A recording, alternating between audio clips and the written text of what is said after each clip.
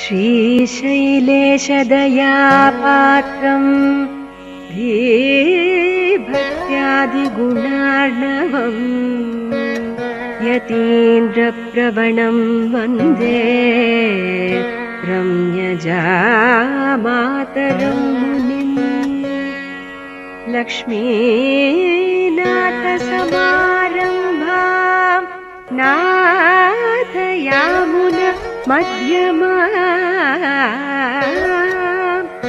अस्मदाचार्यपर्यन्तां वन्दे गुरुपरम्पराम्। यो नित्यमच्युतपदाम्बुजयुग्मरुक्म व्यामोहतस्तदितराणि तृणाय मेने अस्मद्गुरोर्भगवतोऽस्य दयैकसिन्धोः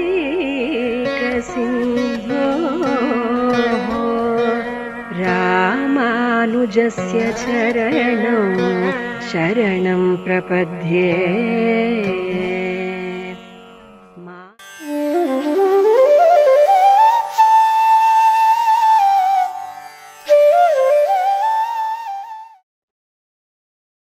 श्रीशैलेश दयापात्रं दीभक्त्यादि गुणार्णवं यतीन्द्र प्रवणं वन्दे रम्यजा मातरं मुनिं। रम्यजा मातृयोगीन्द्र पादरेखामयं सदा तदा यत्तात्मसत्तादिं रामानुज मुनिं भजे।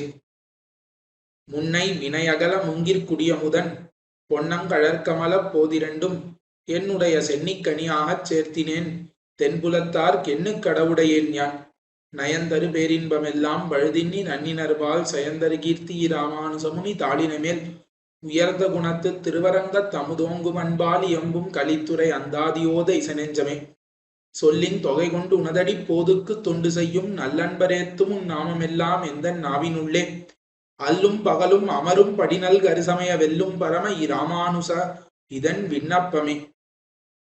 ஸ்ரீமத் பரமஹம்ச பரிவ்ராஜகாச்சாரியராய் ராமானுஜ சித்தாந்த நிர்தாரக சார்வபௌமராய் உபய வேதாந்த பிரதிஷ்டாபனாச்சாரியராய் எழுந்தருளி இருக்கும் யதுகிரி எதிராஜ ஜீயர் சுவாமியினுடைய திருவடிவாரங்களிலே சாஷ்டாங்க பிரணாமத்தை முதற்கண் சமர்ப்பித்துக் கொண்டு இந்த திவ்ய பிரபந்த தாரா என்கிற தொடர் உபன்யாசத்திலே உபன்யசிக்கக்கூடிய ஸ்ரீ வைஷ்ணவர்களுக்கும் அத்தை ஏற்பாடு செய்த பெரியோர்களுக்கும் இத்தை தினந்தோறும் கேட்டுக்கொண்டு வரும் ஸ்ரீ வைஷ்ணவ அடியார்களுக்கும் அடியனுடைய மங்களாசாசனங்களை தெரிவித்துக் கொண்டு இந்த பெரிய ஒரு மகோத்சவத்திலே அடியனையும் ஒரு பொருளாக மதித்து இவ்விடத்திலே உபன்யசிக்க செய்தவர்களுக்கு அடியனுடைய கிருத்தஜதைகளையும் ஆவிஷ்கரித்துக் கொண்டு இன்று ராமானுச நூத்தந்தாதியின் 91ஆம் பாட்டு முதல்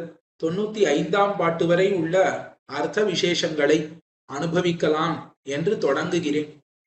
ராமானுச நூத்தந்தாதி என்றாலே எம்பெருமானாரின் ஒரு கல்யாண குணங்களை எல்லாம் பேசக்கூடிய ஒரு அற்புதமான கிரந்தம் என்று நமக்கு தெரியும். எம்பெருமானாருக்கு எம்பெருமான் போன்றே பற்பல கல்யாண குணங்கள் உண்டு. அவருடைய கல்யாண குணங்களிலேயே ஈடுபட்டிருக்கக்கூடிய தன்மை நமக்கு வர வேண்டும். அவருடைய திருமேனியையே அனுபவித்துக் கொண்டிருக்கக்கூடிய அந்த சரமோபாய நிஷ்டை அது நமக்கு வந்து அத்தாலே நாம் உய்வடைய வேண்டும் என்றெல்லாம் பெரியோர்கள் ஆசைப்படுகிறார்கள். எம்பெருமானாரின் அடியவர்களின் அடியவனுக்கு அடியவனாக நாம் இருக்க வேண்டும் என்று மணவாள மாமுனிகள் பிரார்த்திக்கிறார் அல்லவா? எதிராஜ விம்சதியிலே தாசதாச கணனா சரமாவதௌயா என்று தொடங்கி பிரார்த்திக்கிறார். இதுபோலேயே எம்பெருமானாருக்கு எல்லா அடிமைகளையும் நாம் செய்யப்பெற வேண்டும் என்று எல்லா சிஷ்யர்களும் எம்பெருமானார் திருவடிகளையே பிடித்து கொண்டு உஜீவித்து போனார்கள். இப்படிப்பட்ட மகானுபாவரான எம்பெருமானார் இந்த உலகத்திலே நமக்காக வந்து அவதரித்து இந்த அழகான ஜீவாத்மாக்களை எல்லாம் அழகாக வைகுண்ட தேர அனுப்புவதற்காக தான் வைகுண்ட வான்போகத்தை விட்டு இங்கு எழுந்தருளி நம்மை போலே பற்பல கிளேசங்களுக்கு உறுப்பாகி நமக்காக நல்ல அர்த்தங்களை எல்லாம் உபதேசித்து ஸ்ரீபாஷ்யம் முதலான கிரந்த பிரவர்த்தனாதிகளை எல்லாம் பண்ணி நம்ம எல்லாம் வாழ்வி தருளினார்னு இந்த உபகாரத்தை நினைக்கும் பொழுதே நெஞ்சு உருக வேண்டும் என்று சொல்லுவர்கள் பெரியோர்கள். இப்படி நமக்காக மகோபகாரத்தை செய்த எம்பெருமானார் திறத்திலே நாம் தினந்தோறும் கிருத்தஜதைகளோடு இருக்க வேண்டும். அவர் செய்த உபகாரத்தை சிந்திக்க வேண்டும். அவர் செய்த அவருடைய கல்யாண குணங்களை எல்லாம் தினந்தோறும் நாம் வாயால பாட வேண்டும், நெஞ்சாலே நினைக்க வேண்டும் என்பதற்காகத்தான் பெரியோர்கள் ராமானுச நூத்தந்தாதி என்று ஒரு கிரந்தத்தை நிர்மித்து அதற்கு மேலே அத்தை நித்தியானுசந்தானத்திலும் சேர்த்து வைத்தார்கள். இப்ப அல்லாத கிரந்தங்களைப் போலே அல்லாமல் இது விசேஷமாக இருப்பதினால்தான் மணவாள மாமுனிகள் தாமே இந்த கிரந்தத்துக்கு ஒரு வியாக்கியானமிட்டு அருளி இருக்கிறார். மணவாள மாமுனிகளின் சிஷ்ய கோட்டிகளிலே அந்த சிஷ்ய பரம்பரையிலே எழுந்தருளின பிள்ளைலோகம் ஜியர் அந்த சுவாமியும் ஒரு அழகான விஷதமான வியாக்கியானத்தை மணவாள மாமுனிகளின் வியாக்கியானத்தை அடிவொத்தி அழகாக அருளி செய்திருக்கிறார். இந்த 2 வியாக்கியானங்களின் துணை கொண்டு நாம் பிரதிதினமும் ராமானுச நூத்தந்தாதியின் 5 பாசுரங்களை அனுபவித்துக் கொண்டு வருகிறோம். தினந்தோறும் காலை எழுந்தவுடனேயே இந்த திவ்ய பிரபந்தங்களின் அர்த்தங்களை கேட்டல்ங்கிறது எவ்வளவு ஒரு உயர்ந்த விஷயமாக நமக்கு அந்த நாளிலே அமையும். அந்த நாளே மங்களகரமானதாக அது அமையும் அல்லவா? திவ்ய பிரபந்தங்களை காட்டிலும் மங்களமான விஷயம் இந்த உலகத்தில் வேற என்ன உண்டு? எம்பெருமான் அவனே இந்த திவ்ய பிரபந்தத்தை கேட்டு உகக்கிறான். காலை அவன் துயிலெழும் பொழுதும் திருப்பள்ளி எழுச்சின்னு திவ்ய பிரபந்தத்தை கேட்டுக்கொண்டுதானே துயிலெழுகிறான். ஆகையாலே எம்பெருமான் அருளி செயல் பித்தன் அப்படின்னா திருநாமம் உடையவன். அப்பேற்பட்ட அந்த அருளி செயலுக்குள்ளே கடைசி அருளி செயலாக இந்த ராமானுச நூத்தந்தாதியும் சேர்க்கப்பட்டது. ஆகையாலே தானே அனத்தியன காலங்களிலே நாம் ராமானுச நூத்தந்தாதியையும் ஓதுவதில்லை அருளி செயல்களோடு சேர்த்து. இப்படி எல்லா வகையாலும் உயர்த்தியை உடைய இந்த ராமானுச நூத்தந்தாதி அதை அனுபவிக்கக்கூடிய பெரும் பாக்கியம் நமக்கு கிடைத்திருப்பது இந்த பூ உலகத்திலே நாம் செய்த மகா பாக்கியம் என்றே கூற வேண்டும். இந்த ராமானுச நூத்தந்தாதியிலே இன்று நாம் அனுபவிக்க இருக்கக்கூடிய 91ஆம் பாட்டு. 91ஆம் பாட்டு எப்படி அவதரித்ததுன்னு கூறுகிறார் மணவாள மாமுனிகள் தம்முடைய அவதாரிகையிலே. கீழே 90ஆம் பாட்டிலே மனிதர்கள் எல்லாம் பிறக்கிறார்கள். அவர்களுக்கு கை இருக்கிறது, நன்னா வாய் இருக்கிறது, உடம்பு இருக்கிறது. இதெல்லாம் இருந்தால் என்ன பிரயோஜனம்? தங்கள் கைகளாலே ஒரு புஷ்பத்தை எம்பெருமானார் திருவடிகளிலே சமர்ப்பிப்பதில்லை.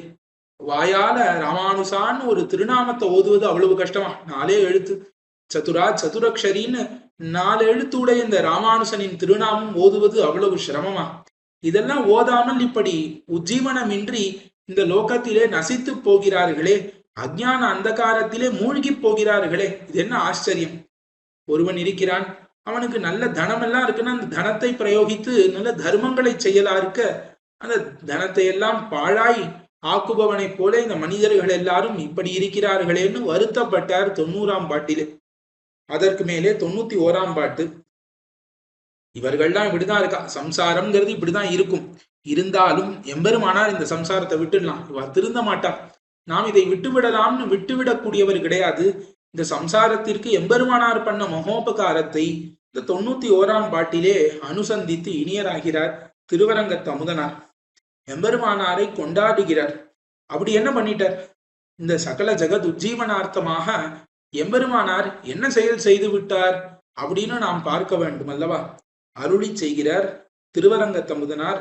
மருள் சுரந்து ஆகமவாதியர் கூறும் அவ பொருளாம் இருள் சுரந்து எய்த்த உலகிருள் நீங்க தன் நீண்டிய சீர் அருள் சுரந்து எல்லா உயிர்கட்கும் நாதன் அரங்கன் என்னும் பொருள் சுரந்தான் எம்மி ராமானுசன் மிக்க புண்ணியமே. இந்த ராமானுசன் இருக்காரு, இவர் பெரிய தார்மிகர், பரம தார்மிகர் அப்படின்னு கொண்டாடுகிறார். இந்த லோகத்துல தார்மிகரானவர்கள்லாம் என்ன பண்ணுவார்கள் தெரியுமோ?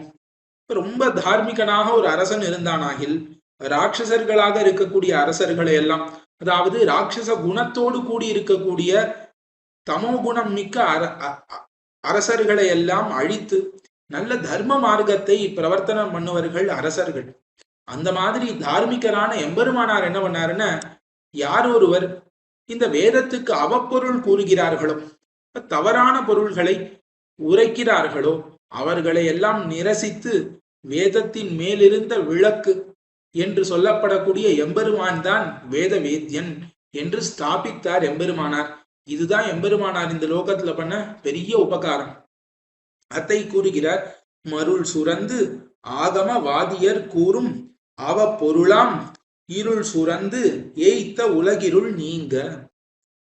இந்த உலகத்திலே ஆகமவாதியர்னு சில பேர் இருந்தா. இலிங்கத்திட்ட புராணத்தீரும் சமணரும் சாக்கியரும் வலிந்து வாது செய்தீர்களும் மத்துனன் தெய்வமும் ஆகி நின்னான்னு ஆழ்வார் தன்னுடைய திருவாய்மொழியிலே கண்டித்தவர்களிலே ஒருவர். இவர்களுக்கு பாசுபதர்கள்னு பெயர். இவர்கள் பசுபத புரோக்தமான, அதாவது ருத்ர புரோக்தமான ஆகமத்தை அவலம்பித்துக் கொண்டு அதையே பரம பிரமாணமாக கொண்டு ரொம்ப தாமச விருத்திகளிலே ஈடுபட்டு கொண்டிருந்தார்கள். எங்கேயாவது வேதங்களிலே ஓரத்துல ருத்ரன் தான் பரம்பொருள் அப்படின்னு சொல்லியிருக்கும், சொல்ல மாதிரி தோன்றும். அதையெல்லாம் பிடித்து கொண்டு அர்த்தவாதங்களிலே சொல்லக்கூடிய வாக்கியங்களை எல்லாம் பிடித்து கொண்டு ருத்ரன் தான் வேத வேத்தியன், அவன்தான் பரம்பொருள் என்று இந்த மாதிரி துஷ்டார்த்தங்கள் அபார்த்தங்களை எல்லாம் வேதத்துக்கு கூறிக்கொண்டு வந்தார்கள் இந்த ஆகமவாதியர். இவர்களைத்தான் இங்கு ஆகமவாதியர், அதாவது ருத்ர புரோக்தமான ஆகமத்தை பிரமாணமாக பிடித்து கொண்டு வாதம் பண்ணக்கூடிய வாதியர்கள். வாதியர்கள்னா வாதம் பண்ணக்கூடியவர்கள். அவர்கள் எதை பிரமாணம்னு ஒத்துக்கொண்டு வாதம் பண்ணுகிறார்கள்னா ருத்ர புரோக்தமான ஆகமம் தான் பரம பிரமாணம்னு வாதம் பண்ணுகிறார்களாம். ஏன் அப்படி வாதம் பண்ணுகிறார்கள்னா, மருள் சுரந்து, மருள் அஜ்ஞானம், அஜ்ஞானம் எல்லாம் ஒரு முகமாக திரண்டு இருந்தால் அது அப்படிதான் இருக்கும். இப்படி அஜ்ஞானத்தினாலே மூழ்கப்பட்டு இவர்கள் ருத்ர புரோக்தமான ஆகமத்தையே பரம பிரமாணம் என்று நம்பிக்கொண்டிருக்கிறார்கள். அவர்கள் இப்படி நம்பிக்கொண்டது மட்டும் இல்லாமல் வாதத்திற்கு வருகிறார்கள், இதுதான் பிரமாணம். இதை வேதவியாச பகவான் பிரம்மசூத்திரத்திலேயே இந்த பாசுபதாகமம் என்பது பிரமாணம் அண்ணுன்னு கண்டித்திருக்கிறார். அதை விசதமாக எம்பெருமானார் ஸ்ரீபாஷ்யத்திலே வியாக்கியானம் செய்தருளும் பொழுது இது ஆகமம், இந்த ஆகமம் ஆனது எப்படி பிரமாணம் ஆகாது, ஏன் ஆகாது என்று பற்பல விசாரங்களை செய்து பற்பல யுக்திகளினாலும் பிரமாணங்களினாலும் கண்டித்தருளினார் தன்னுடைய ஸ்ரீபாஷ்யத்திலே. இப்படிப்பட்ட இந்த ஆகமவாதியர்கள் என்ன கூறினார்கள்? என்ன கூறுவர்கள்னா, ருத்ர பரத்வ ஸ்தாபனார்த்தமாக அநேக உபபத்திகளை கல்பித்து கொண்டு சொல்லா நின்னுள்ள நிகீன தரமான அர்த்தங்களாகிற தமசுமிக்கு அப்படின்னு மணவாள மாமுனிகள் அருளி செய்கிறார். இப்ப ருத்ரன் தான் பரதேவத்தைன்னு ஸ்தாபிக்க வேண்டும். இப்படி ஸ்தாபிப்பதற்கு என்னென்னலாம் கிடைக்குமோ எல்லாத்தையும் எடுத்து கொண்டு வந்திருக்கிறார்கள். அதாவது பொதுவாக நாம் எந்த ஒரு கிரந்தத்தையும் எந்த ஒரு புத்தகத்தையும் இல்ல யாராவது ஒண்ணு சொல்லுகிறார்கள்னா அந்த விஷயத்தையும் நாம் மனதிலே முன் அபிப்பிராயம் எதுவும் கொண்டு அதை அந்த அபிப்பிராய கண்ணோட்டத்திலே பார்க்காமல் தெளிவான கண்ணோட்டத்திலே பார்க்க வேண்டும். இப்ப நடுத்தரமாக நின்று பார்க்க வேண்டும்.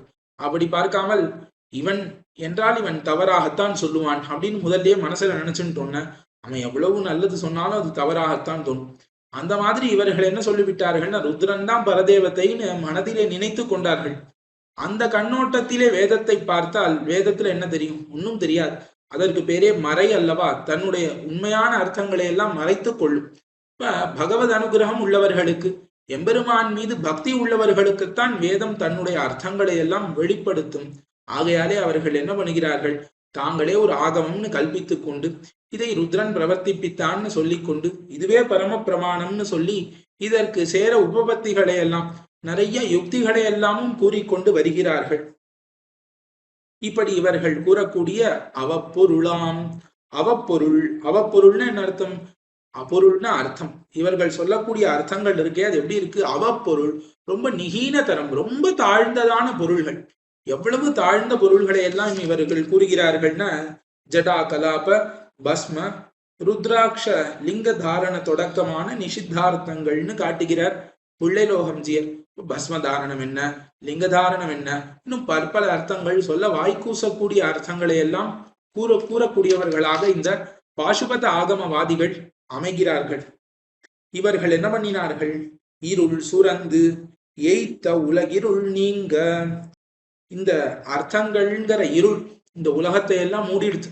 இந்த உலகம் முழுக்க பாசுபத ஆகமம் தான் சரின்னு நம்ப ஆரம்பிச்சிடுது. அந்த இருளாலே எல்லாரும் மருண்டு போனார்கள். இருள் சுரந்து ஏய்த்த உலகு, அத்தாலே அவசன்னமாய் போன லோகம். அப்ப இந்த லோகம் என்ன ஆயிடுத்து?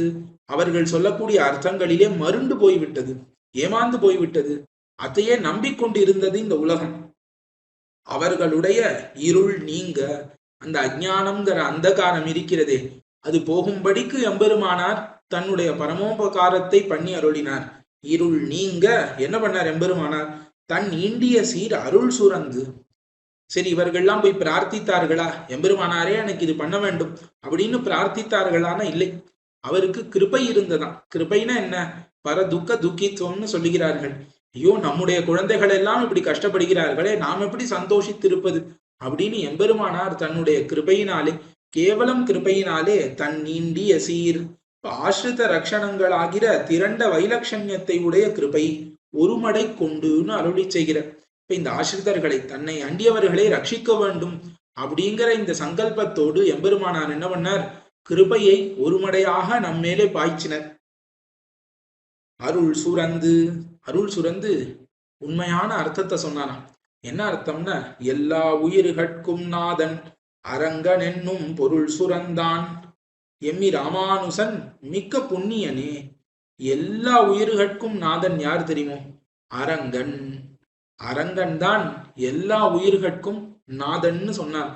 இப்ப இந்த லோகத்துல இருக்கக்கூடிய உயிர்கள் எவ்வளவு இருந்தாலும் அந்த சகலாத்மாக்களுக்கும் சுவாமி யாரு?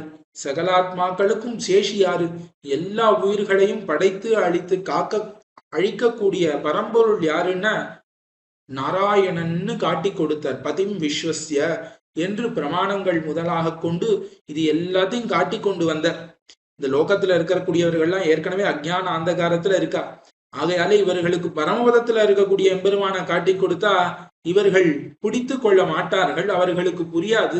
இப்ப பரத்வத்தை காட்டி கொடுத்தல் ஆகாது அப்படின்னு தன்னுடைய கிருபையினாலே எத்தை காட்டி கொடுத்தாருன்னா அரங்கன். இந்த பெரிய கோவிலிலே நீங்கள் எல்லாம் கண்ணாலே காணும்படிக்கு இந்த திருவனந்தாழ்வான் மீது பள்ளி கொண்டருள்கிறானே, அரவணை மேல் பள்ளி கொண்ட முகில்வண்ணனாக சேவை சாதிக்கிறானே திருவரங்கன், அவன்தான் உங்களுக்கு சேஷின்னு காட்டி கொடுத்தானா எம்பெருமானார். அப்படி எம்பெருமானார் காட்டி கொடுக்கலன்னா நமக்கு திருவரங்கனையும் தெரிந்திருக்காது, நம்மையும் தெரிந்திருக்காது. இப்படி எம்பெருமானார் தன்னுடைய அருளினாலே இந்த ஆகமவாதியர்கள் எல்லாம் கூறக்கூடிய அவப்பொருள், துஷ்டமான நிகீனமான அர்த்தங்கள் ஆகிற இருள் அது இந்த உலகத்தை விட்டு அகன்று போகும்படிக்கு நல்ல ஞான தீபத்தை ஏத்தினார். என்ன தீபம்? எல்லா ஆத்மாக்களுக்கும் சேஷி திருவரங்கன் தான், பெரிய பெருமாள் தான் என்று காட்டி கொடுத்தார். என்னும் பொருள் சுரந்தான் என்கிற இந்த அர்த்தத்தை நமக்காக சுரந்து கொடுத்தார். இந்த பொருளை நமக்கு வெளியிட்டருளினார் எம்பெருமானார். எம்பெருமானார்னு ஒருத்தர் அவதரிக்கவில்லைன்னு இந்த சம்சாரம் நம்மை மூழ்கி இருக்கும், இந்த சம்சாரத்தை நம்மை விழுங்கி இருக்கும். நாம் இந்த சம்சாரத்திலிருந்து வெளியே வர முடியாது. இப்படிப்பட்ட இந்த ராமானுசன் மிக்க புண்ணியனே. எவ்வளவு தர்மாத்மா இந்த ராமானுசன், பரம தார்மிகர் கிடி என்று அனுபவிக்கிறார் திருவரங்கத்தமுதனார். இவ்வளவு ஒரு தார்மிகரை நீங்க பார்க்க முடியுமா? முடியாதே. இப்ப தேரெல்லாம் நடக்கும் பொழுது திருக்கோவில்கள்ல தேர் திருவிழான்னு பெரிய ரதோத்சவங்கள்லாம் நடக்கும். இப்ப என்ன பண்ணுவார்கள்? அங்க இருக்கக்கூடிய வீடுகள் தோறும் நிறைய நீர், மோர், பானகம் முதலான அந்த தாக சாந்தி கூட உரிய பொருள்களை எல்லாம் அந்த பக்தர்களுக்கு வழங்குவார்கள். இது ஒரு புறம் எல்லாரும் பண்ணுவார்கள். யாருமே இல்லாத பாலைவனத்திலே நாக்கு வறண்டு தண்ணீர்னு வரக்கூடிய ஒருத்தர் தண்ணீர் பந்தல் வைத்து விட்டு போனாருன்னா அவன் எவ்வளவு பெரிய தார்மிகன். இப்ப தான் இருக்கும் காலத்துல மட்டும் இல்லாமல் தான் போன பிறகும் இந்த தண்ணீர் பந்தல் நிலைத்து நிற்க வேண்டும்ங்கிறதுக்காக அதற்கு சொத்தெல்லாம் எழுதி வச்சு அந்த தண்ணீர் பந்தல் எப்பொழுதும் நடக்க வேண்டும்னு வைத்து விட்டு போவார்களே, அவர்கள் பரம தார்மிகர்கள் இல்லையா? அந்த மாதிரி எம்பெருமானார் வெறும்னா இந்த பொருளை தன்னுடைய சிஷ்யர்களுக்கு மட்டும் கூறாமல் 1000 ஆண்டுகள் கடந்து நம்மளவும் வரும்படிக்கு அதை ஸ்தாபித்து ஒரு ஆச்சாரிய பரம்பரையை நியமித்து இது மூலமாக எம்பெருமானார் அருளி செய்த அர்த்தங்கள் எல்லாம் இன்று நம்மளவும் வந்து சேரும்படிக்கு பண்ணி வைத்து போயிருக்கிறாரே, எவ்வளவு தார்மிகர். நம்ம இருந்த காலங்கள்ல ஒரு தர்மம் பண்ணோம், புண்ணியம் பண்ணோங்கிறது இல்லாமல் நாம் போன பிறகும் இந்த தர்மம் தொடர்ந்து நடக்க வேண்டும்ங்கிறதுக்காக பல பேர் இதெல்லாம் பண்ணுவார்கள் அல்லவா இந்த லோகத்துல. இன்னைக்கு உண்டா தெரியாது, முந்தின காலத்திலே பல பேர் இந்த தர்மம் தொடர்ந்து நடக்க வேண்டும்ங்கிறதுக்காக அவர்கள் ஏதாவது ஒரு தர்மத்தை ஆரம்பித்து வைத்திருப்பார்கள். அந்த தர்ம காரியங்கள் தங்கு தடையின்றி நடக்க வேண்டும்ங்கிறதுக்காகவே நிறைய சொத்து பத்தெல்லாம் எழுதி வைத்து இந்த சொத்திலே வரக்கூடிய வருமானத்தை வைத்துக் கொண்டு இந்த தர்ம காரியங்களை நீங்கள் நடத்த வேண்டியது அப்படின்னு அதற்கு ஒரு ட்ரஸ்ட் மாதிரி நியமித்து போகிறார்களே. அந்த மாதிரி எம்பெருமானார் பரம தார்மிகர். இப்ப தாங்கள் இருக்கும் காலத்திலே தர்மம் பண்ணக்கூடியவர்கள் தார்மிகர்கள், தாங்கள் போன பிறகும் என்றும் நிலைத்து அந்த தர்மம் நிற்கும்படிக்கு பண்ணக்கூடியவர்கள் பரம தார்மிகர்கள் அல்லவா? அந்த மாதிரி எம்பெருமானார் சுரந்த பொருளானது எவ்வளவு தூரம்னா இன்றளவும் நமக்கு வழிகிறது. இன்னும் இந்த கலியுகம் உள்ளவரை எல்லாருக்கும் கிடைக்க போகிறது. அப்பேற்பட்ட அந்த பரம தார்மிகரான எம்பெருமானார் என்ன ஒரு குணசாலி! எம்பெருமானார் அருள் சுரந்துன்னு எதனால பண்ண? தன்னுடைய கேவல கிருபையினாலே, தன்னுடைய அருளினாலே இவ்வளவு பெரிய உபகாரம். எம்பெருமானார் அவதரிக்கலன்னா வேதத்திலும் பெருமாள் எம்பெருமான் ஹரிதான் பரம்பொருள்னு போற்றப்பட்டிருக்கிறதுன்னு யாருக்கு தெரியும்? யாருக்கும் தெரியாமல் போகியிருக்கும் அல்லவா? ஆகையாலே இப்பேற்பட்ட வேதார்த்தங்களை எல்லாம் நமக்கு எடுத்து கொடுத்த எம்பெருமானார் தான் பரம தார்மிகர் என்று நிர்ணயித்தார் இந்த 91ஆம் பாசுரத்தினாலே. கீழே 2 பாட்டுக்களாலே இந்த லோகத்தார் எல்லாம் எம்பெருமானார்னு ஒரு வார்த்தை சொல்லாமல் நசித்து போகிறார்களேன்னு இந்த லோகத்தின் நிலைமையை அனுசந்தித்து, அதற்கு மேலே எம்பெருமானார் செய்த பரம உபகாரத்தை, இந்த லோகத்திலே இருக்கக்கூடிய அஞ்ஞான அந்தகாரங்கள் எல்லாம் நீங்கும்படிக்கு எம்பெருமானார் ஞான தீபத்தை ஏத்தி அருளினாருங்கிற அந்த உபகாரத்தை அனுசந்தித்து இனியராக எம்பெருமானார் பரம தார்மிகர்னு கொண்டாடினார். இப்படி லோகத்துக்கெல்லாம் பண்ண உபகாரம் மட்டும் இல்லாமல் தனக்கு எம்பெருமானார் பண்ண உபகாரத்தை நினைத்து பார்த்தார் திருவரங்க தமுதனார். இப்ப முன்னாடி நான் எப்படி இருந்தேன் அப்படின்னு பார்த்தார் திருவரங்க தமுதனார். தன்னுடைய நைச்சத்தை அனுசந்தித்தார். இன்று நான் எப்படி இருக்கேன்னு பார்த்தார். எம்பெருமானார் என்னுடைய நெஞ்சிலே நிறைந்திருக்கிறார், என்னுடைய கண்ணிலே நிறைந்திருக்கிறார். இப்படி உள்ளும் புறமும் வியாபித்து எம்பெருமானாரே என் உடம்பு முழுக்க இருக்கிறார். இப்ப கண்ணுல பார்த்தா எம்பெருமானார் தான் தெரியறார், கண்ணை மூடினாலும் எம்பெருமானார் தான் தெரியறார், உள்ளேயும் எம்பெருமானார் தான் இருக்கார், வெளியையும் எம்பெருமானார் தான் இருக்கார். இப்படி ஒரு தன்மை உடையவனாக நான் ஆகினேனே, இதற்கு என்ன காரணம்? இதற்கு என்ன காரணம்? எம்பெருமானாரே நீரே அருளி செய்ய வேண்டும். இதற்கு என்ன காரணம்? என்னை ஏன் இப்படி திருத்தினீர் இன்றுக்கு வந்து? இவ்வளவு நாள் என்னை விட்டுவிட்டு இன்றுக்கு வந்து நீ என்னை திருத்துவதற்கு காரணம் யாது என்று எம்பெருமானாரை கேட்கும்படியாக அமைந்திருக்கிறது இந்த 92ஆம் பாசுரம். புண்ணிய நோன்பு புரிந்துமிலேன், அடிபோத்தி செய்யும் நுண்ணருங்கேள்வி நுவண்ணுமிலேன், செம்மை நூல் புலவர் கென்னருங்கீர்த்தி ராமானுசா, இன்னு நீ புகுந்தென் கண்ணுள்ளும் நெஞ்சுள்ளும் நின்னை காரணம் கட்டுரையேன்னு அருளி செய்கிறார் திருவரங்க தமுதனார். திருவரங்க தமுதனார் எம்பெருமானாரை பார்த்து கேட்கிறார், ராமானுசா புண்ணிய நோன்பு புரிந்துமிலேன். இந்த உலகத்துல இருக்கக்கூடியவர்கள் எல்லாரும் தங்களுக்கு பெரிய பிராபியம் கிடைக்க வேண்டுமாகில் ஞான யோகம், கர்மயோகம், பக்தி யோகம் முதலான உபாயங்களை எல்லாம் அனுஷ்டிக்கிறார்கள். எனக்கு அது போன்று ஏதாவது உண்டான்னு பார்த்தா எதுவுமே கிடையாது. ஆழ்வார் நோத்த நோன்பிலேன் நுண் அறிவிலேன் என்று அருளி செய்தார். ஆள வந்தார் ந தர்ம நிஷ்டோஸ்மி நச்சாத்மவேதி ந பக்திமான் ஸ்வச்சரணாரவிந்தே என்று ஆளவந்தார் அனுசந்தித்ததை எம்பெருமானார் விஷயமாக இவ்விடத்திலே திருவரங்கத்தமுதனார் அனுசந்தித்து காட்டுகிறார். திருவரங்கத்தமுதனார் கூறுகிறார், புண்ணிய நோன்பு புரிந்துமிலேன்.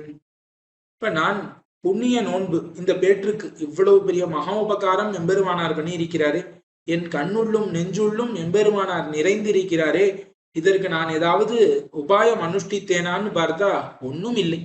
புண்ணிய நோன்பு புரிந்துமிலேன். இப்ப இந்த தர்மங்களை புண்ணிய விரதம் ஏதாவது நான் பண்ணேனான்னு ஒன்னும் பண்ணல. இப்ப நோத்த நோன்பிலேன்னு ஆழ்வார் அருளி செய்ததை இங்க புண்ணிய நோன்பு புரிந்துமிலேன்னு அருளி செய்கிறார் திருவரங்க தமுதனார். இப்ப தர்மமான விரதங்கள் எதையும் நான் அனுஷ்டிக்கவில்லைன்னு சொன்னார். அடிபோத்தி செய்யும் நுண்ணருங்கேள்வி நுவண்ணுமிலேன். இப்ப திருவடிகளை ஆசிரிக்கை குறுப்பான நல்ல துர்லபமான சிரவணத்தை ஸ்ரவியாத அளவன்னிக்கே ஸ்ரவிக்க வேணும் என்று பிரசங்கிப்பதும் செய்திலேன்னு அருளி செய்தார். சரி, எதுவும் விரதம் பண்ணலன்னா என்ன, காதுலையாவது ஏதாவது நல்ல வார்த்தைகள் எல்லாம் கேட்டிருக்கலாமே அப்படின்னு அதற்கு சொல்கிறார். அடி போக்தி செய்யும் உன்னுடைய திருவடிகளை நான் ஆசிரியிக்க வேண்டும்ங்கிறதுக்காக நான் ஏதாவது கேட்கணும்னு நினைச்சேன்னா கேட்க கூட இல்லை. சரி, கேட்காதது கிடையாது, சூக்ஷ்மமான நல்ல அர்த்தங்கள்லாம் ஆச்சாரியர்கள் உபதேசிப்பாளே அதையெல்லாம் நான் பண்ணினேங்கிறது அது 2ஆம் பட்சம். அப்படி பண்ணணும்னு நான் ஆசை கூட படலைங்கிறார் இவ்விடத்திலே திருவரங்க தமுதனார். ஏன் நுவலுதல்னு அபேட்சித்தல்னு காட்டுகிறார்கள், விரும்புதல். இப்ப நுண்ணருங்கேள்வி நுவண்ணுமிலேன்னர், நான் கேட்கவில்லைன்னு சொல்லவில்லை திருவரங்கத்தமுதனார், அதை ஆசைப்படக்கூட இல்லை, கேட்கணும்னு நினைக்க கூட இல்லை. நான் இப்ப எம்பெருமானாரை அடைய வேண்டும்ங்கிறதுக்காக எம்பெருமானார் குறித்த குணங்களை எல்லாம் காது கொடுத்து கேட்போம் அப்படின்னு கூட நான் மனதிலே கூட நினைத்ததில்லை. ஆனாலும் எனக்கு இந்த பேரு வாய்த்திருக்கிறது. என்ன, எம்பெருமானார் தான் அப்படி பண்ணார். எம்பெருமானார் என்ன பண்ணார்? செம்மை நூல் புலவர் கென்னரும் கீர்த்தி ராமானுசா. எம்பெருமானாரினுடைய கல்யாண குணங்களை நாம் எல்லாம் சொல்ல வேண்டும்னு நினைத்தால் யாரால சொல்ல முடியும்னா பெரிய பெரிய வித்வான்கள், செம்மை நூல் புலவர். இப்ப அனன்ய பிரயோஜனமாக சாஸ்திர ரூபமான கவிகளை இயற்றவல்ல பெரிய பெரிய வித்வான்களுக்கு கூட எம்பெருமானாரின் கீர்த்திகளை, எம்பெருமானாரின் கல்யாண குணங்களை, புகழ்களை என்ன வேண்டும்னா அவர்களாலே கூட அளவிட முடியாத கீர்த்தியை உடையவராக இருப்பனா எம்பெருமானார். செம்மை அப்படின்னு என்ன அர்த்தம்னா எம்பெருமானாரிடத்திலே அனன்ய பிரயோஜனமாக வந்து நிற்கக்கூடியவர்கள். நான் இது தருகிறேன் எனக்கு நீ அது தான்னு கேட்காமல் எம்பெருமானாரிடத்திலே அனன்ய பிரயோஜனர்களாக வந்து நின்று இந்த கவிகளை இயற்றக்கூடிய சாஸ்திரஜர்கள்லாம் இருக்கிறார்களே, புலவர்கள், அவர்களுக்கு என்னரும் கீர்த்தி, மனதாலே பரிச்சேதிக்க முடியாத அளவுக்கு அபரிமிதமான குணசாகரராக இருக்கக்கூடியவர் எம்பெருமானார். இப்படி இருக்கக்கூடிய நிரதிசய பிரபாவரான எம்பெருமானாரே, நீர் என்ன பண்ணீர்? இன்று இவ்வளவு நாள் பண்ணல, இவ்வளவு நாள் நான் இந்த சம்சாரத்துலதான் இருந்தேன், இவ்வளவு நாள் என்னை வந்து உத்தரிப்பிக்கணும்னு பார்க்கவில்லை. ஆனா இன்று திடீர்னு ஒரு நாள் கண் விழித்து, சொப்னத்துல என்னென்னவோ பார்ப்போம், கண் விழித்தா அது எல்லாம் மாயமா போயிடும். அந்த மாதிரி இவ்வளவு நாள் சம்சாரத்துல இருந்த வாழ்க்கையெல்லாம் சொப்ன கல்பமாக அழிந்து போகும்படிக்கு இன்று என்ன ஆயிடுத்து? உகந்து எம்பெருமானார் தானே மகிழ்ந்து என் கண்ணுள்ளும் நெஞ்சுள்ளும், என்னுடைய கண்ணுக்கு எதிர்த்தாப்புலையும் ராமானுசர் வந்து நிக்கிறார். அவருடைய திருமேனியை சேவிக்கிறேன், கண்ணை மூடினா நெஞ்சுக்குள்ளேயும் எம்பெருமானாரே வந்து நிற்கிறார். கண்ணுள்ளும் நெஞ்சுள்ளும் நின்ன இக்காரணம் கட்டுரையே. எம்பெருமானாரே, நீயே வந்து இப்படி நின்னியே, என் கண்ணை திறந்தாலும் நீ நிற்கிறாய், கண்ணை மூடினாலும் நெஞ்சிலே நீ தோத்துகிறாய், இதற்கு என்ன காரணம்? இதை நீ தேவரீர் தாமே அருளி செய்ய வேண்டும்னு எம்பெருமானாரிடத்திலே பிரார்த்திக்கிறார் திருவரங்க தமுதனார். இப்ப இதற்கு ஏதாவது காரணம் உண்டா அப்படின்னு பார்த்தா ஒன்னும் கிடையாது. எம்பெருமானார் தாமே நிர்ஹேதுகமாக வந்து இந்த விஷயத்தை, இந்த ஜீவாத்மாக்கள் இந்த சம்சாரத்திலே வாடாமல் எடுத்து காத்தருளி இருக்கிறார். ஆகையாலே அதற்கு எந்த ஒரு காரணமும் கிடையாதுங்கிறத நாம் அறிந்து கொள்வதற்காகவே இப்படி அருளி செய்தார் திருவரங்க தமுதனார்.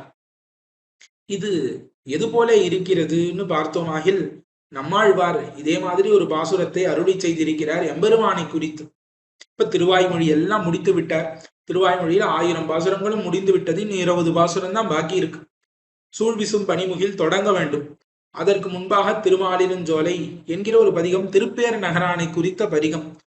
கோவிலுக்கு அருகே உள்ள அப்பாலரங்கன் அப்பக்குடத்தான்னு பிரசித்தமான திருப்பேர் நகர், அந்த திருப்பேர் நகரிலே இருக்கக்கூடிய திருப்பேர் நகரானை குறித்து நம்மாழ்வார் கடைசியா கேட்கிறார். இன்னென்னை பொருளாக்கி தன்னை என்னுள் வைத்தாய், அன்னென்னை புறம்போக புணர்த்ததென் செய்வாய் என்று ஒரு கேள்வி கேட்டார். அதாவது, எம்பெருமானே, இன்னைக்கு பொருளல்லாத என்னை பொருளாக்கி அடிமை கொண்டாய்ங்கிற மாதிரி பொருளே இல்லாமல் இருந்த ஒரு அசன்னேவ சபவத்தின்னு அசத்கல்பமாக கிடந்த என்னை இன்னைக்கு ஒரு பொருளாக நினைத்து உன்னை எனக்குள்ளே வைத்தாய். இப்ப நீ என் நெஞ்சிலே பூர்ணமாக வியாபித்திருக்கிறாய். ஆனால் இதற்கு முன்பு காலமெல்லாமும் நான் இருந்தேன், நீயும் இருந்த, என் மனதில் அழுக்கும் இருந்தது, ஏன் இதை நீக்கவில்லைன்னு ஆழ்வார் வந்து கேட்டாராம் எம்பெருமான். இவ்வளவு நாள் நீ எதுவுமே பண்ணல, திடீர்னு இன்னைக்கு வந்து நான் ஆழ்வார் ஆகிட்டேன், மயர்வர மதிலம் மறுடினாய், இதற்கு என்ன காரணம்னு கேட்டாராம். இப்ப நஞ்சியர் வந்து இந்த சரித்திரம் இப்படி ஆழ்வார் திருப்பேர் நகரானை பார்த்து கேள்வி கேட்டார். இவ்வளவு நாள் விட்டுட்ட, இன்னைக்கு ஏன் திடீர்னு வந்து என்னை ஆட்கொண்டாய் அப்படின்னு கேட்கிறாரே ஆழ்வார். இதற்கு என்ன உத்தரம் அளித்தான், இதற்கு என்ன பதில் அளித்தான் எம்பெருமான்னு நஞ்சியரானவர் பராசர பட்டரிடம் கேட்கிறார். அதற்கு பராசர பட்டர் அருளி செய்தானா, எம்பெருமானுக்கு இதுக்கு ஏது உத்தரம்? எம்பெருமான் ஏதோ ஒரு காரணத்தினாலே கிருபை பண்ணி இருந்தான்னு பதில் சொல்லலாம். முன்னாடி இந்த காரணம், இப்ப இந்த காரணம்னு. எப்பொழுதும் காரணம் இன்னி நிர்ஹேதுகமாக உபகரிக்கக்கூடியவன் என்ன காரணம் சொல்லுவான்? இப்ப என்ன எம்பெருமான் என்னதான் பதில் சொன்னான் பகவான்னு தலையை குனிஞ்சுட்டு காலை கட்டவரலால தரையை கீறிண்டேன்னு நான் பதில் சொல்ல முடியாம அப்படின்னு அருளி செய்தாராம் பராசரப்பட்டர். இப்ப எம்பெருமானை குறித்து இந்த விஷயத்தை திருவாய்மொழி முடியும் பொழுது கேட்டார் நம்மாழ்வார். அதை எம்பெருமானாரை குறித்து இந்த ராமானுசனுத்தந்தாதின்னு இன்னும் கொஞ்சம் பாட்டு தானே இருக்கு. அங்க 2 பதிகம் இருக்கு, இங்க இன்னும் 20 பாட்டு இருக்கு. அங்கேயும் 20 பாட்டு, இங்கேயும் 20 பாட்டு. அப்படி இருக்கும் பொழுது ராமானுசனுத்தந்தாதியிலே எம்பெருமானாரை குறித்து நீ இப்படி நிருகேதுகமாக கிருபை பண்ணியே, இதற்கு என்ன காரணம் நீ சொல்ல வேண்டும்னு கேட்கிறார் திருவரங்கத்தமுதனார் இந்த பாசுரத்தினாலே. புண்ணிய நோன்பு என்கிற பாசுரம். இப்படி திருவரங்கத்தமுதனார் தாம் கேள்வியை கேட்டார் எம்பெருமானாரிடம். எம்பெருமானார் ஏதாவது உத்தரம் அருளி செய்தாரான? ஒன்னும் அருளி செய்யவில்லை. இப்ப எம்பெருமானார் ஒரு உத்தரமும் அருளி செய்யவில்லையே, என்ன காரணம்னு யோசித்து பார்த்தார். என்ன காரணமா இருக்கும்? ஒரு காரணமும் இல்லை. காரணம் இருந்தாதானே உத்தரம் சொல்ல முடியும். இல்லாத காரணத்தை எப்படி சொல்ல முடியும்? ஆகையாலே எம்பெருமானார் நிர்ஹேதுகமாக யாதொரு காரணமும் இன்றித்தான் நம்மை ரட்சித்தாருங்கிறத தெளிவுபடுத்தி கொண்டார் திருவரங்க தமுதனார். தான் நினைத்து கொண்டார், இந்த மாதிரி நம்முடைய பாபங்களை எல்லாம் கிழங்கோடு வேரோடு அறுத்தெறிந்தாரே எம்பெருமானார். அவர் அது மட்டுமா பண்ணார்? இந்த லோகமெல்லாம் வாழ்வதற்காகத்தானே எத்தனை பண்ணார். நம்மை மட்டும் ரட்சித்தாருன்னு ஏதாவது காரணம் இருக்கும்? உலகம் எல்லாம் திருந்த வேண்டும், உலகத்தில் இருக்கக்கூடிய அனைத்து ஜீவராசிகளும் நற்கதியை அடைய வேண்டும், எம்பெருமானின் திருவடிகளை அடைந்து கைங்கரியத்தை பண்ண வேண்டும்ங்கிறதையே குறிக்கோளாக கொண்டார் எம்பெருமானார். அதனால என்ன பண்ணார்? வேதங்களுக்கு அபார்த்தங்கள் சொல்லக்கூடிய குதிருஷ்டி மதங்களை எல்லாம் நிரசித்து இவர்கள் சொல்லுவது சரியான பொருள் அன்றுங்கிறத நிரூபித்து இந்த உலகத்திலே தன்னுடைய வைதிக சித்தாந்தத்தை, விசிஷ்டாத்வைத மார்க்கத்தை நிலை நிறுத்தினார் எம்பெருமானார். ஆகையாலே எம்பெருமானார் எந்த ஒரு செயல் பண்ணாலும் அது நிர்ஹேதுகம் தானே ஒழிய சஹேதுகமாக ஆகாது என்று காட்டி அருளுகிறார் 93ஆம் பாசுரத்திலே திருவரங்க தமுதனார். கட்டப்பொருளை மறைப்பொருள் என்று கயவர் சொல்லும் பெட்டை கெடுக்கும் பிரான் அல்லனே, என் பெருவினையை கிட்டி கிழங்கொடு தன் அருள் என்னும் ஒழ்வாடுருவி வெட்டி களைந்த இராமானுசன் என்னும் மெய்த்தவனே. இந்த ராமானுசன் என்கிற மெய்த்தவன் இருக்கிறானே, அவன் என்னுடைய பாபங்களை மட்டும் போக்கவில்லை, உலகத்திலே இருக்கக்கூடிய அஜ்ஞானங்களை பேசக்கூடிய பெரிய பெரிய மதாந்தரஸ்தர்கள் சொல்லக்கூடிய துஷ்டமான அர்த்தங்களை எல்லாமும் வெட்டி களைந்தார். எல்லாம் நிர்ஹேதுகமாக பண்ணி அருளினார்னு காட்டுகிறார் இந்த பாசுரத்தினாலே. என் பெருவினையை கிட்டி கிழங்கொடு தன் அருள் என்னும் ஒழ்வாடுருவி வெட்டி களைந்த எம்பெருமானார் என்னுடைய கர்ம தரு, அவித்யா தருன்னு சொல்கிறார்கள். நம்முடைய புண்ணிய பாப கர்மங்கள் பெரிய மரமாக வளர்ந்திருக்கிறது. அதனுடைய பழங்களை நாம் புசித்துக் கொண்டிருக்கிறோம். இந்த பழத்தினை போகத்தை நிறுத்த வேண்டும்னு என்ன பண்ணணும்? இந்த மரத்தையே அறுக்க வேண்டும். இந்த மரத்தையே அறுத்தா மட்டும் போராது, அந்த மரம் மறுபடி முளைக்காதபடிக்கு வேரோடே பிடுங்கி எறிய வேண்டும். அதை எத்தாலே பண்ண வேண்டும்? ஒரு கத்தியை கொண்டு பண்ண வேண்டும். அந்த மாதிரி எம்பெருமானார் பண்ணாரா? என்ன பண்ணாருங்கிறது அனுபவிப்போம். என் பெருவினையை, அந்த என்னுடைய பெருவினை அப்படின்னு அருளி செய்கிற இப்ப எம்பெருமானே எவ்வளவு அவதாரங்கள் எடுத்தாலும் போக்க முடியாத பெரிய கருமங்கள் நாம் பண்ணி வைத்திருக்கிறோமே, பாப்ப ராசிகள்னு சொல்கிறார்கள். இப்ப மலைகள் போன்று குவித்து வைத்திருக்கிறோம் நம்முடைய பாப்ப மூட்டைகள். அந்த மூட்டைகள் எல்லாம் அளந்து அளந்து பார்த்து எம்பெருமான அளக்கணும்னு நினைத்தால் கூட அளக்க முடியாது. அவ்வளவு பாப்பங்கள் இருக்கிறது நம்மிடத்திலே. இதற்கு மேல ஒரு பாபம் சேர்த்து கொண்டோம்னா அது அதுல ஒரு நெக்லிஜிபிள்னு வார்த்தை சொல்லுவோம், அந்த மாதிரி இருக்கும். அவ்வளவு பாபங்களை நாம் சேர்த்து வைத்திருக்கிறோம். இப்படிப்பட்ட அந்த மகா பாபங்களை எல்லாம் அழிக்க வேண்டும்னு பார்த்தார் எம்பெருமானார். அழிக்கணும்னா என்ன பண்ணணும்? அந்த மரம் இருக்கிற இடத்துக்கு நாம் போக வேண்டும். இப்ப மரம் இருக்கும் இடத்துல முள்ளு குத்தும், என்னென்னவோ நடக்கும். அதையெல்லாம் பார்த்து பயப்படக்கூடாது. அந்த மாதிரி எம்பெருமானாரும் இவன் பாப்பி, இவனிடம் நாம் சென்றால் ஆகாதுன்னு நினைக்கவில்லையா? கிட்டி நம்மிடத்திலே வந்த பிற்காலியாதே வந்து கிட்டி மீளவும் கிளறுகை குறுப்பாயிருக்கிற வாசனையாகிற கிழங்கோடே. எம்பெருமானார் இவன் இடத்திலே வந்தார், என்னிடத்திலே வந்தார்னு அருளி செய்கிறார் திருவரங்க தமுதனார். என்னிடத்திலே வந்து என்ன தெரியுமா பண்ணார்? என்னுடைய பாபங்கள் ஆகிற பெரிய மரத்தை அறுத்தெறிந்தார். இப்ப அறுக்கும் பொழுது எப்படி அறுக்கணும்? வேரோட பிடுங்கி எடுக்கணும், இல்லைன்னா மறுபடி வளரும். ஆகையாலே கிழங்கொடு அப்படிங்கிறார். கிழங்குன்னா வேர். இந்த வேர்ல தான் கிழங்கு ஆனது அமைந்திருக்கும். இந்த கிழங்கோடு எடுத்தாரா இந்த கர்மங்களுக்கு கிழங்கு எது? வேர் எதுன்னா வாசனை. இந்த வாசனை, அகங்காரம், மமகாரங்கள் தான் இந்த கர்மங்கிற மரம் வளருவதற்கு வேறாக இருக்கிறது. அவித்யா தரு சம்பூதிர் பீஜமேதத் விதாஸ்திதம் அனாத்மன் ஆத்ம புத்திரியா அஸ்வே ஸ்வமிதி ஆமதின்னு ஸ்ரீ விஷ்ணு புராணத்திலே கூறப்பட்டிருக்கிறது. அகங்கார மமகாரங்கள், அத்தாலே உண்டாகிற வாசனை, இதுதான் இந்த கர்ம தரு அவித்யா தரு, இது முளைப்பதற்கு காரணமாக அமைகின்றன. ஆகையாலே அந்த அகங்கார மமகாரங்கள் வாசனையோட போகும்படிக்கு என்னிடத்திலிருந்து எம்பெருமானார் களைந்தெடுத்தார்.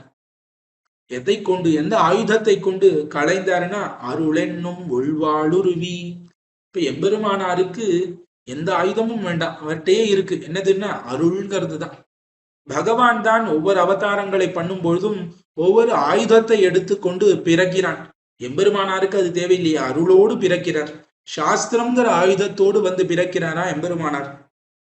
அந்த அருள் என்னும் ஒள் வாழ், ஒள்னா நன்ன பளபளான்னு இருக்கக்கூடிய வாழம். இப்ப நன்ன கூர்மையாக ஆக்கப்பட்ட வாழ், சாணி பிடிக்கப்பட்ட வாழ். அப்படி எம்பெருமானாரினுடைய கிருபையானது நன்ன மேன்மேலும் கொழுந்து விட்டு எரிகிறது. அப்பேற்பட்ட கருணையினாலே வந்து இந்த சம்சாரத்தை போக்கி அருளினார் எம்பெருமானார். ஒழ்வாள் உருகி அப்படின்னார். உருவின்னா என்ன, நான் இவனை ரட்சிக்க மாட்டேன் அப்படின்னு சங்கல்பம் முன்னாடி இருந்திருக்கும் போல அந்த சங்கல்பத்தை குலைத்து கொண்டு இப்ப எம்பெருமானார் அந்த வாளை உருவுகிறார். ஏன் அப்படி இருந்ததுன்னா, இவனுக்கு இன்னும் அந்த அஜ்ஞானமானது போகக்கூடிய காலம் வரவில்லை. அங்கீகார அவசரம் பார்த்து கொண்டிருக்கிறார். நாம் ஒருத்தரை திருத்திடலாம், திருப்பி அவன் பழையபடி ஆயிட்டான்னு. அவனுக்குன்னு பக்குவம் வரும்பொழுதுதான் அவனை திருத்த வேண்டும்னு பார்த்து காத்து கொண்டிருந்தார். இப்ப சமயம் வந்தது. உடனே தன்னுடைய அருளாகிற வாளை எடுத்து என்னுடைய கர்மங்களாகிற பெரிய மரத்தை வேரோடு வெட்டி களைந்தார் எம்பெருமானார். வெட்டி களைந்த, இப்படி வெட்டி களைந்த ராமானுசன் என்னும் மெய்த்தவனே. இந்த மெய்த்தவன், மெய்த்தவம், தவம்னா என்ன அப்படின்னா இவ்விடத்திலே சரணாகதின்னு கூறுகிறார்கள். இப்ப தஸ்மாத் ஞாசம் என்று கூறப்பட்டிருக்கிறது. அதாவது தஸ்மாத் ஞாசம் ஏஷாம் தபசாம் அதிரிக்தமாகு என்று வேதங்கள் கூறுகிறது. இப்ப இருக்கிறதுக்குள்ளேயே பெரிய தபஸ் எதுன்னா ஞாசம் என்று சொல்லப்படக்கூடிய சரணாகதி. இப்ப இந்த சரணாகதிங்கிற பெரிய தபஸை, உண்மையான தபஸை உடையவர்கள்ல தலை சிறந்தவர் யாரு, எம்பெருமானார். அவர்தான் இங்கு மெய்த்தவன், பிரபன்ன ஜன கூட்டஸ்தர்னு காட்டி கொடுக்கிறார் மணவாள மாமுனிகள். இப்படி சரணாகதிங்கிற பெரிய தபத்தை உடையவரான இந்த எம்பெருமானாரானவர் என்ன பண்ணாருன்னா இப்படி வெட்டி களைந்தாரே எம்பெருமானார் இப்படி பண்ணாரே. இது பெரிய ஆச்சரியமா? அவர் லோகத்துக்கு பண்ண உபகாரத்தை பார்க்கும்பொழுது இது ஒரு பெரிய ஆச்சரியம்னே சொல்ல முடியாதுன்னு அருளி செய்கிறார் திருவரங்க தமுதனார். ராமானுசன் என்ன பண்ணார், நட்டம் கட்ட பொருளை மறைப்பொருள்னு கயவர் சொல்லும் பெட்டை கெடுக்கும் பிரான் அல்லனே. இவர் இந்த லோக்கத்துல என்ன பண்ணார், பரபிரம்மை வாக்கியம் பிரம பரிகதம் சம்சரதி தத்துன்னு எம்பெருமானார் தாமே அருளி செய்கிறார் இந்த ஸ்லோகத்தை வேதார்த்த சங்கிரகத்தின் ஆதியில். இப்ப நிறைய மதாந்தரஸ்தர்கள்லாம் இருக்கிறார்கள், மாயாவாதிகள் அவர்களிலே முதல்வர்கள். இந்த மாயாவாதிகள் என்ன சொன்னார்கள்னா, பரம்பிரம்மை வாக்கியம், இந்த பரபிரம்மம்னு சொல்லக்கூடிய வஸ்து இருக்கிறதே அதுவே அக்ஞம், அதிடமே அஜ்ஞானம் இருக்கிறதுங்கிறார். இந்த பொருள் தகுமா? பரபிரம்மம்னு சொல்லிட்டு அந்த பிரம்மத்துக்கிட்ட அஜ்ஞானம் இருக்கு, அவித்யை இருக்குன்னு சொல்லக்கூடிய ஒரு பொருள் தகுமா? இப்படி ஒரு மகாபச்சாரத்தை பண்ணலாமா? எம்பெருமானிடத்திலே அஜ்ஞானம் இருக்குன்னு சொல்லலாமான்னு எம்பெருமானாருக்கு மனசே ஆகல. அந்த பரபிரம்மம் தானே சம்சாரத்தை வந்து அடைகிறதுன்னு சொல்கிறார்கள். மோட்சம் யாருக்கு? அதுவும் அந்த பரபிரம்மத்துக்கு.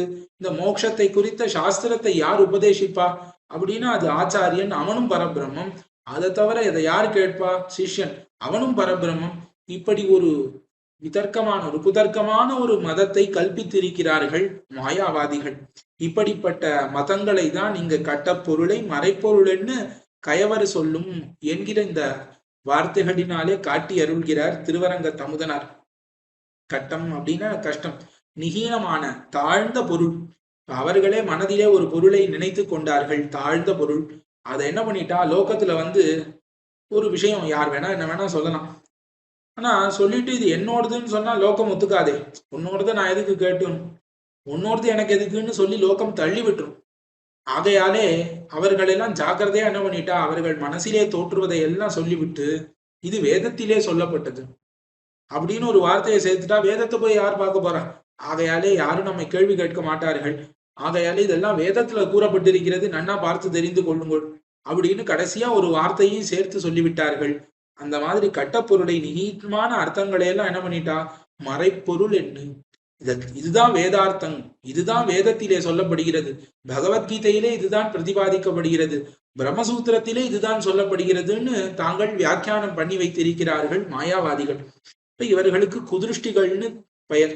அதாவது வேதத்தை ஒப்புக்கொண்டாலும் வேதத்தை தவறான கண்ணோட்டத்திலே பார்க்கக்கூடியவர்கள். இந்த தவறான கண்ணோட்டத்திலே பார்த்து வேதத்துக்கு அபார்த்தங்களை உரைக்கக்கூடியவர்கள். இப்பேற்பட்டவர்கள் யாருன்னா கயவர்.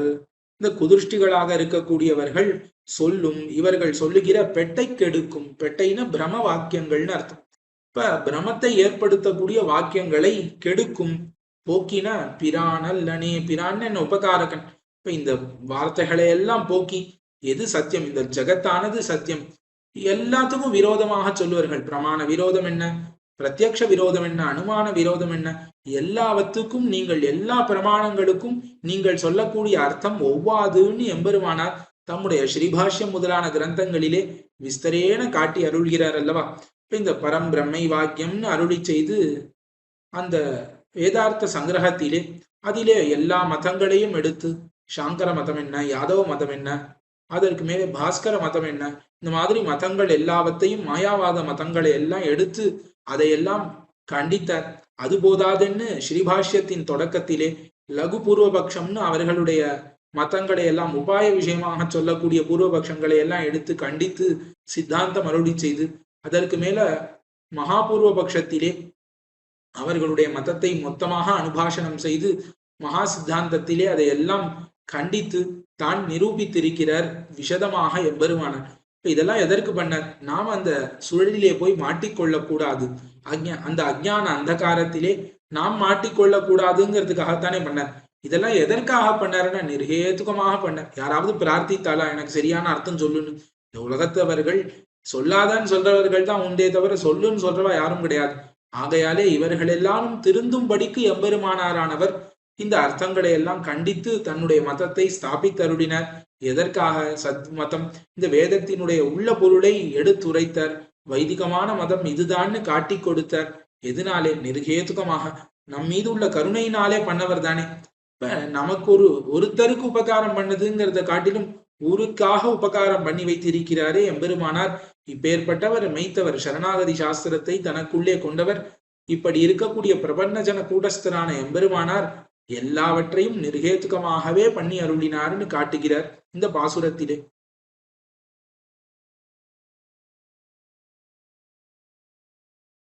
94ஆம் பாசுரம். இதிலே இப்படி கீழ்பாட்டிலே எம்பெருமானாரின் கிருபையாகிற கல்யாண குணங்களை அனுசந்தித்தார்.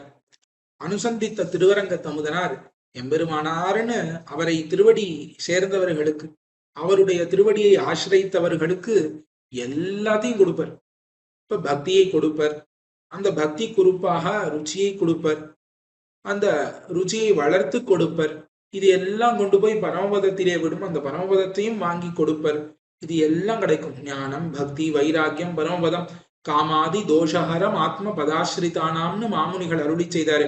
இப்ப காமாதி தோஷங்களை எல்லாம் போக்குவர், போக்கி பரமபதம் வரைக்கும் நம்மை கொண்டு போய் நிறுத்துவர். இப்ப எம்பெருமானார் திருவடிகள்ல அடைந்தால் கிடைக்காததுன்னு ஒண்ணு கிடையாது, எல்லாத்தையும் கொடுப்பர்.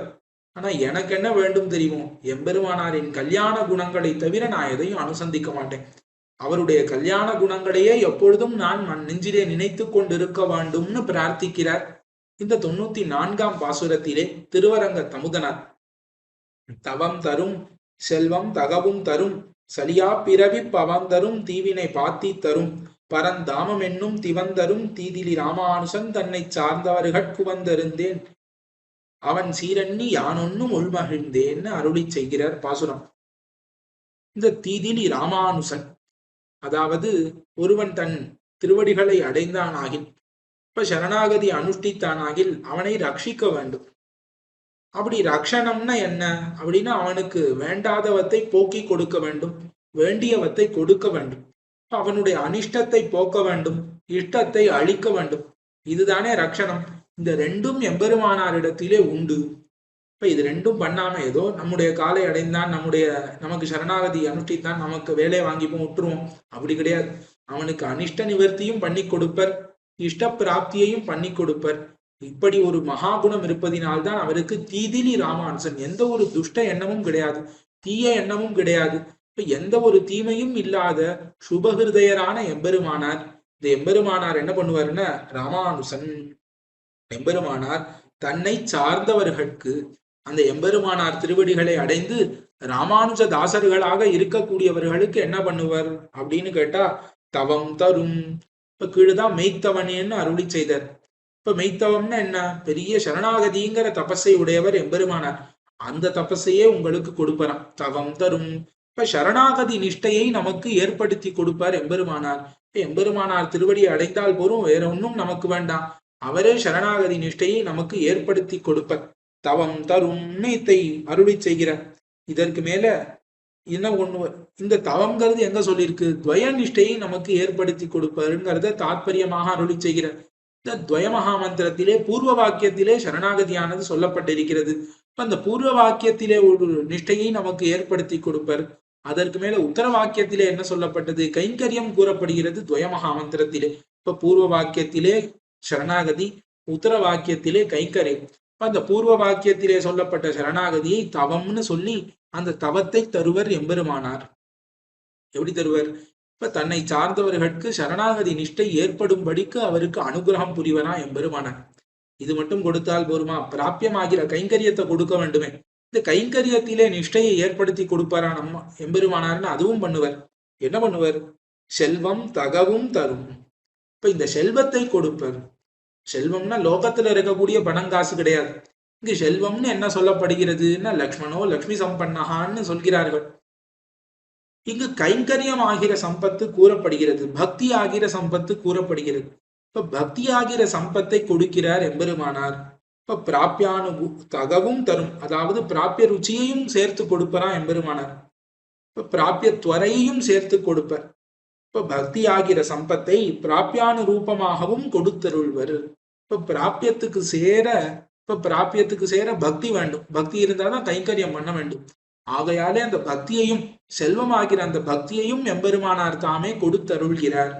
இப்போ பூர்வ வாக்கியத்திலே இருக்கக்கூடிய சரணாகதி, உத்தர வாக்கியத்திலே இருக்கக்கூடிய கைங்கரியத்திற்கு தேவையான பக்தி, கைங்கரியத்துக்கு தேவையாகிற அந்த பக்தியையும் எம்பெருமானாரே கொடுத்தருள்கிறார்.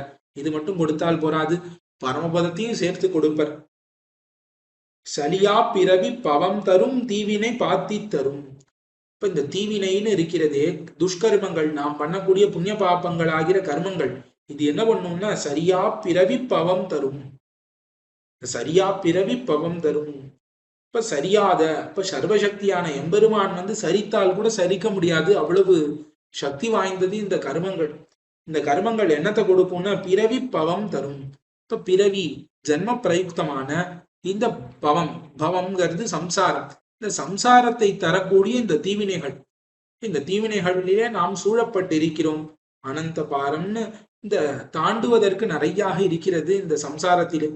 நமக்கு இந்த தீவினையை எம்பெருமானார் பாத்தி தரும். இந்த குரூர கர்மங்களை எல்லாத்தையும் அழித்து கொடுக்கிறார். பாத்தினா சுத்ர தூளியாம்படி எம்பெருமானார் பண்ணி கொடுக்கிறார். இந்த தீவினை எல்லாம் ஒண்ணுமே தீயினில் தூசாகுங்கிறபடிக்கு எம்பெருமானார் பண்ணி அருள்கிறார்.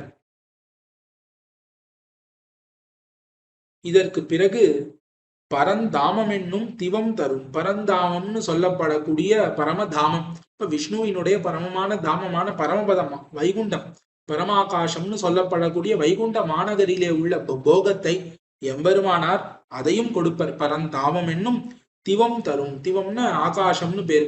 இப்ப பரமாகாசம்னு வைகுண்டத்துக்கு பேர். இப்ப பரமமான தாமமாக இருக்கக்கூடிய ஸ்ரீ வைகுண்ட லோகத்தையும் எம்பெருமானார் அருள் கொடுக்கிறார்.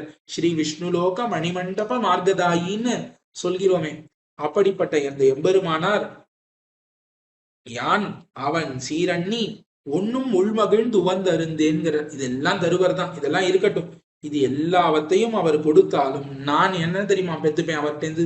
இப்ப நான் அவர் சீரண்ணி, அவருடைய கல்யாண குணங்கள் இருக்கிறது, அந்த கல்யாண குணத்தை தவிர வேற ஒன்றையும் ரொம்ப சந்தோஷமாக மனப்பிரீதியோடே விரும்பி புஜியேன், நான் அதை விரும்பி ஏற்க மாட்டேன்.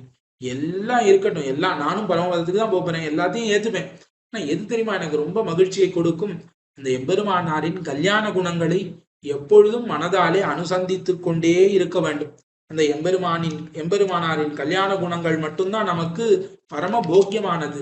இவ்வளவு பிராபியங்களை எம்பெருமானார் கொடுத்தாலும் தவம் தரும், செல்வம் தகவும் தரும் என்று எம்பெருமானார் என்ன கொடுத்தால் கூட நான் எதை தெரியுமா சந்தோஷமா ஏத்துமே, அவருடைய கல்யாண குணங்களை எப்பொழுதும் அனுசந்தித்து இப்படியே இருக்க வேண்டும். இப்ப ஆழ்வாரானவர் திருவாசிரியத்திலே எம்பெருமானின் கல்யாண குணங்களை அனுசந்தித்து இருக்கக்கூடிய பக்திக்கு பரமபதமும் வேண்டாம் அப்படின்னு அதை இங்கு திருவரங்க தமுதனார் எம்பெருமானார் விஷயமாக சொல்கிறார்.